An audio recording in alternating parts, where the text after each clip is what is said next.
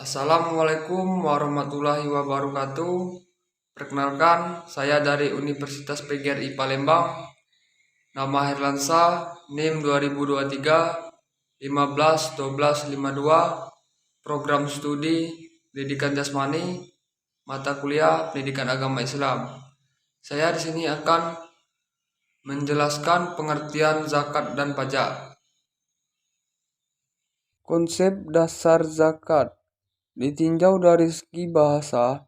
Kata zakat merupakan kata dasar dari zaka yang berarti suci, berkah, tumbuh, dan terpuji. Sedangkan dari segi istilah fikih, zakah berarti sejumlah harta tertentu yang diwajibkan Allah diserahkan kepada orang-orang yang berhak menerimanya. Di samping berarti mengeluarkan jumlah tertentu itu sendiri. Yusuf Qaradawi 1995-34. Menurut etimologi, istilah syariat zakat adalah nama bagi sejumlah harta tertentu yang telah mencapai syarat tertentu yang diwajibkan. Zakat adalah salah satu rukun Islam yang berdimensi keadilan sosial kemasyarakatan secara etimologis. Zakat berarti suci, baik, tumbuh, bersih, dan berkembang. Dan secara etimologi, zakat adalah sejumlah harta yang diwajibkan oleh Allah diambil dari harta orang-orang tertentu, akhnia, untuk diberikan kepada orang-orang yang berhak menerimanya.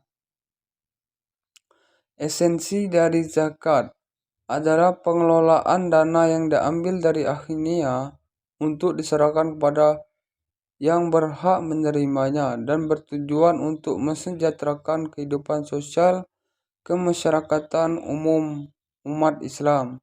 Mensejahterakan kehidupan sosial kemasyarakatan umat Islam. Hal tersebut setidaknya tercermin dari firman-firman Allah yang berkaitan dengan perintah zakat. Selain itu, diperkuat pula dengan perintah Nabi Muhammad SAW pada Mu'adz bin Jabal yang diperintahkan untuk mengambil dan mengumpulkan harta zakat dari orang-orang kaya yang kemudian dikembalikan kepada fakir miskin dari kelompok mereka. Oleh karena itu, dapat disimpulkan bahwa peran strategi zakat bagi masyarakat itu antara lain sebagai berikut. 1. Kapital. Menurut penelitian yang dilakukan Viras Public Interest Research and Advocacy bahwa potensi zakat berkisar 19-20 triliun per tahun, sebuah modal yang cukup bagi pembangunan masyarakat, dan sejumlah itu akan semakin besar sering meningkatnya kesadaran umat Islam tentang zakat. 2. Social justice. Pelaksanaan zakat membangkitkan keadilan sosial di tengah masyarakat. Di samping itu karena munculnya sumber-sumber penerimaan zakat dari jenis-jenis penghasilan baru, juga karena zakat diberdayakan untuk kepentingan fakir miskin yang ditunaikan oleh orang-orang kaya di tengah-tengah mereka. Social equilibrium.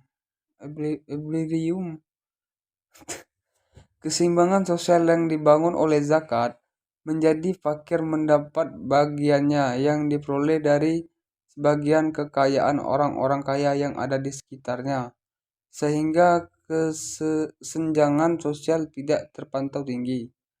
4. Social guarantee. Masyarakat merasa mendapat jaminan ketika zakat bisa diwujudkan dalam bentuknya, sehingga fakir miskin tidak perlu khawatir untuk berobat atau mendapatkan pelayanan pendidikan karena tiadanya uang jaminan misalnya. 5. Social safety.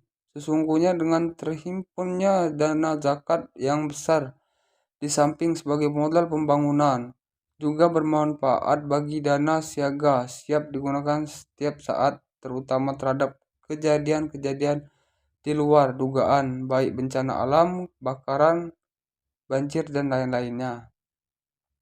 Salah satu temuan utama dari penelitian adalah pentingnya pendidikan publik dan sosialisasi konsep zakat.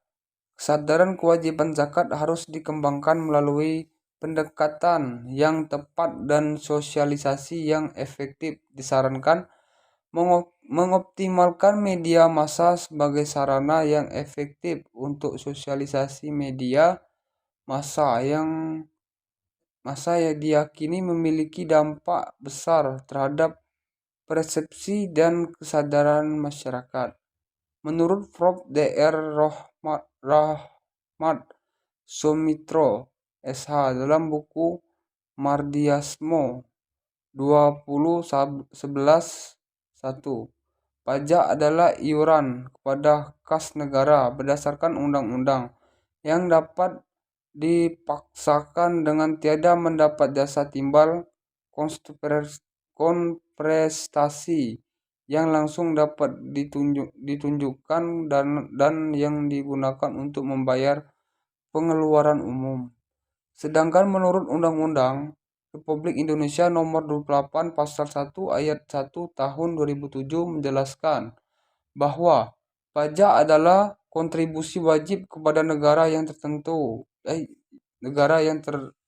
terutang oleh orang pribadi atau badan yang sifatnya memaksa berdasarkan undang-undang dengan tidak mendapat timbal balik secara langsung dengan digunakan untuk keperluan negara untuk sebesar-besarnya kemakmuran rakyat. Fungsi pajak.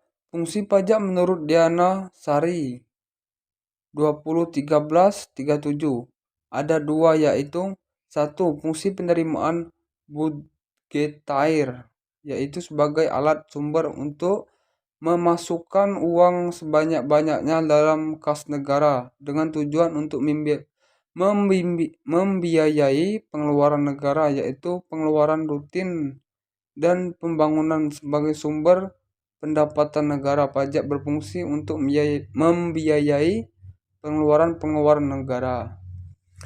2. Fungsi mengatur reguleran, yaitu sebagai alat untuk mencapai tujuan tertentu di bidang keuangan, umpamanya bidang ekonomi, politik, budaya, pertahanan, keamanan. Misalnya, mengadakan perubahan tarif, memberikan pengecualian, keringanan, atau sebaliknya. Pemberataan yang khusus tunjuk kepada masalah tertentu. Pemerintah bisa mengatur perubahan ekonomi melalui kebijaksanaan pajak. Dengan fungsi mengatur pajak bisa digunakan alat untuk mencapai tujuan. Sepanjang pembahasan tadi dapat ditarik garis pemikiran bahwa antara zakat dengan pajak terdapat titik temu dalam